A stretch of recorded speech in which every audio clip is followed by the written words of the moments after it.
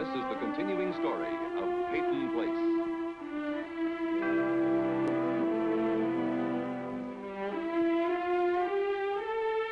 Starring Dorothy Malone as Constance Mackenzie, Ed Nelson as Michael Rossi, Mia Farrow as Allison Mackenzie, Ryan O'Neill as Rodney Harrington, Barbara Parkins as Betty Anderson, Tim O'Connor as Elliot Carson, Christopher Conway as Norman Harrington.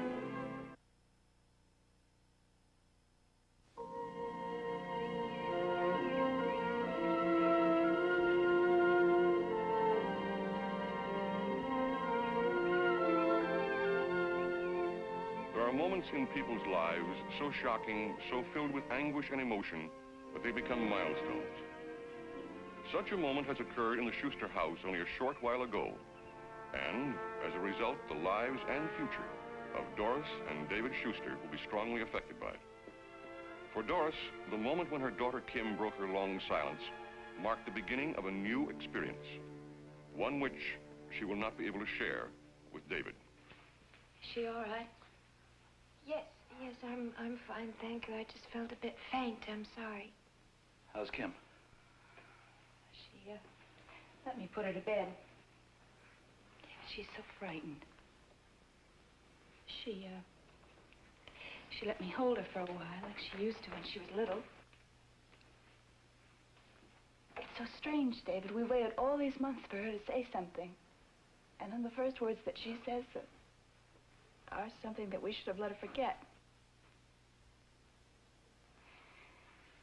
Allison, we should never have listened to you. Honey, Allison, it's not your fault. You did what you had to do. Mrs. Shuster, I'm sorry. I'm sorry about Kim. I realize how difficult it must be for her, for you. But you must realize that I had to ask. For Rodney's sake, I had to. I had to.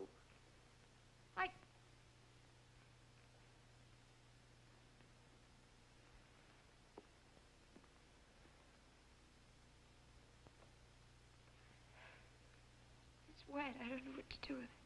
Allison, listen to me. We understand how you feel. We're very sorry. You couldn't help it if Kim couldn't say what you wanted her to say. Rodney did not kill Joe Chernak. It had to be a mistake. Rodney couldn't kill anybody.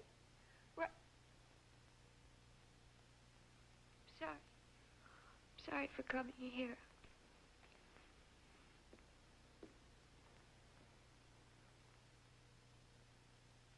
What will happen now? I'm afraid we'll have to tell the police what Kim said.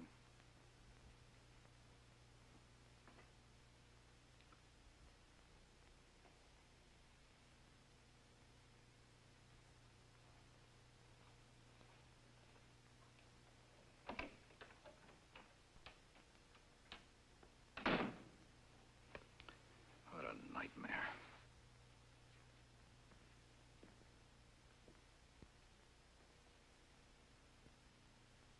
Poor girl, she was so sure that she was going to clear Rod. Now she feels that we've damned him.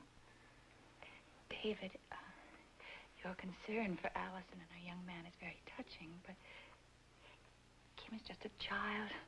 She's deaf. It's only her word. Yes, she is a child, and she is deaf. But apparently she's witnessed this boy's death. If what she said is true, Rodney may have killed him. The law can make a lot out of that. Well, the law doesn't have to know. David, I'm not going to have anybody else asking my child any more questions. Darling, you know that we have no alternative. No, I don't know anything of the kind. David, we're talking about our child. I don't want her to be taken to a courtroom full of strangers. They'll put her on the witness stand, and some insistent lawyer will make her go over the whole thing all over again.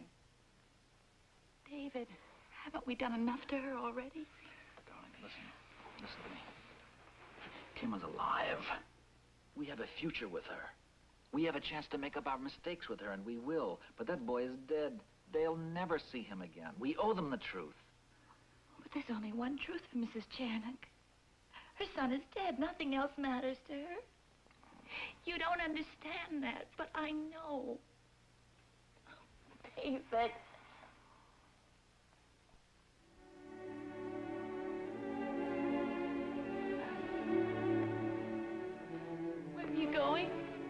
want to talk to Kim again. No, wait a minute.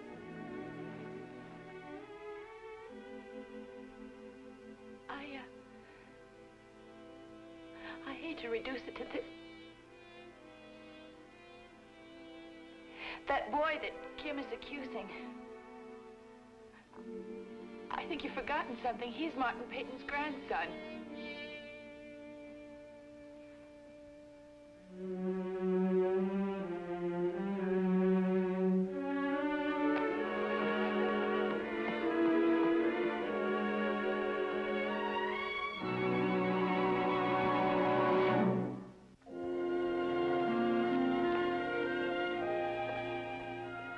Mr. Chernak, we have to get this release signed before we can have your son's... I got to sign. Yes. Where? Well, you can come in my office if you'd like. Now, just show me where I sign. Where is it?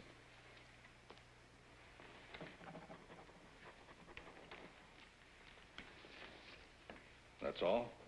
Yes. And now he's dead. If there's anything I can do to help, Help? with the arrangements. I can take care of it. I brought Joey home from this hospital once before. When he was born. I remember handing out the cigars. He had everything ahead of him then. Until that good boy, the good boy from the fine family, that Rodney Harrington. Mr. Chernak. He killed my Joe. He murdered him and ran. Did you know that? He ran and hid. The police had to come. They had to drag him out like a rat from a hole. Why do you shake your head? You don't like to hear this? No, that's not the way it happened. Were you there? I didn't have to be. I know Rodney. You know him for what he is. You know the way he treated you. The whole town knows. All right, let's go, Mr. Chernak. I know how you feel, but there's no use for you to take it out on Miss Anderson. Miss Anderson should be on my side. What have you got to be afraid of? The Papa Rat is no longer king in Peyton Place. His son can be punished like the son of any man. Not for what he hasn't done. Why do you make excuses for him? He wiped his shoes on you, the way the Harringtons have always wiped their shoes on the whole town. Ever since Leslie Harrington pushed his way to the top by marrying Peyton's daughter. Whatever Mr. Harrington has done, whatever you think he's done, that still doesn't make his son a murderer. And what was the mother? He comes from bad blood. Bad blood on both sides, that fine ex-husband of yours. Mr. Chernak, this isn't The father finished me as a man. The son killed my son. You don't know that. They got away with murder once. They won't get away with murder again.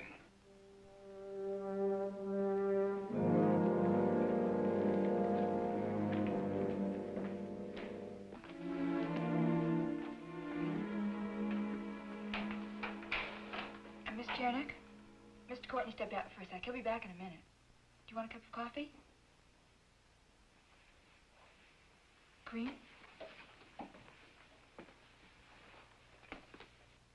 Rita? I'm sorry about the way I talked to you last night. I didn't mean to cut you off like that. Well, I understand. And I want to tell you something. That I stopped going with your brother a long time ago, and he just couldn't realize that it was finished. I mean, Forget it. It's a closed book.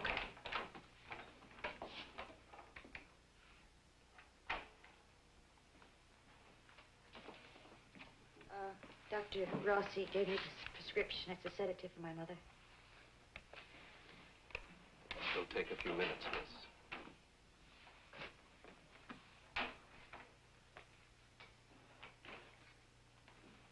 Rita? Ham and cheese and wheat and a cup of coffee, please.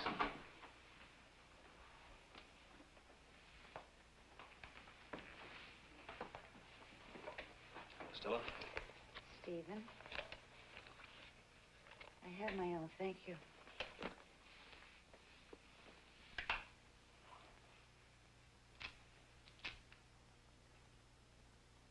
Thank you. I heard about your brother, Stella. I'm sorry. Thank you. I was at the Schusters when you arrived. How's your mother bearing up? Please. I didn't mean to offend you. You didn't defend me, Stephen. It's just that if other people had cared more for Joey when he was alive, there wouldn't be so much to be sorry about now. It's ironic, isn't it? 2 housekeepers' sons. One went to Harvard and came home respectable. The other never went any place at all. But we have the same birthright, Stella. Oh, yes, of course. So that if there's any little thing you can do for me, just call on you. Is that it? I didn't think it would sound like that, but yes, I'd like to help if I can. Isn't that what they call a conflict of interest?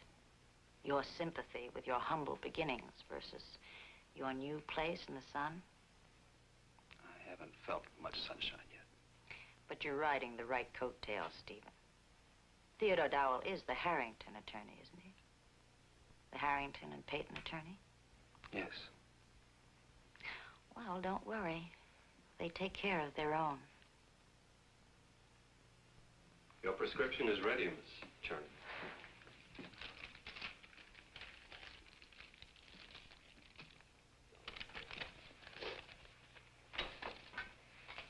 Stella? Better eat your sandwich, Stephen. Might do something for that lean and hungry look.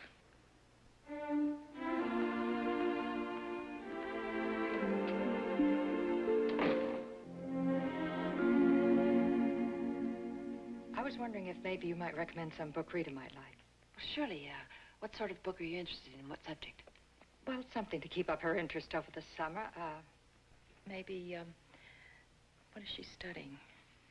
Well, how about short stories? That's a good idea. Let's take a look.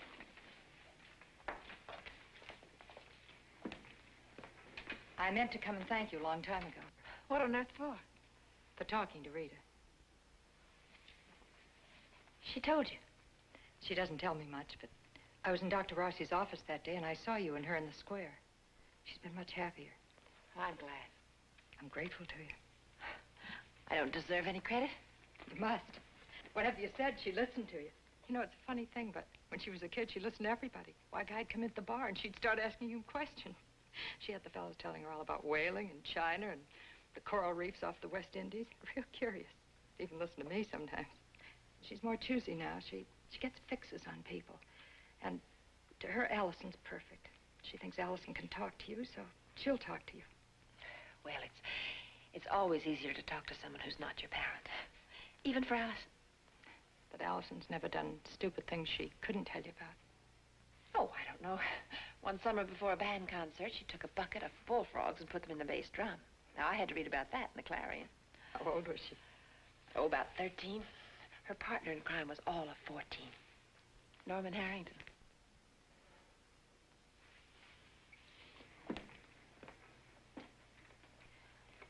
What do you do when it's too late to try and talk to them? It's never too late. With Rita, it is. For me. Look, if she comes to you again, tell her to be careful. I don't want her hurt anymore. I should have stopped her when she was going with Joe and that whole crowd, but I didn't. I didn't think it would matter then. I thought she could learn the hard way. Morals, people, everything. I didn't have the time. Now I can't stop her from hurting herself. I can't get her to stay out of it. Stay out of what? I'll be seeing you this Thursday. I'll only be a minute. Wait. What can I do for you?